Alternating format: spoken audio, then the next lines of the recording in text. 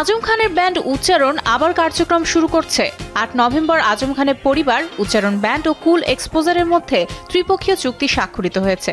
চুক্তি অনুযায়ী আজম খানের নাম, ছবি ও সকল সৃষ্টির কপিরাইট পরিবারের কাছে থাকবে। উচ্চারণ ব্যান্ড গান পরিবেশন ও প্রচারে সক্রিয় থাকবে, আর কুল এক্সপোজার কনসার্ট, প্রচার, রয়্যালিটি ও বাণিজ্যিক কার্যক্রম পরিচালনা করবে।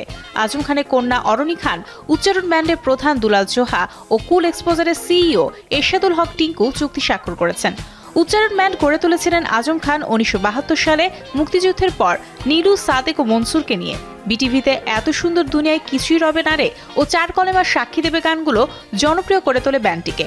আজম খানের মৃত্যুর পর ২০১১ সালে ব্যান্ড কার্যক্রম থেমে যায়। ২০২৩ সালে ১৪ বছর পর গুরু রিলোডেড অনুষ্ঠানে ব্যান্ড আবার মঞ্চে ফিরে আসে।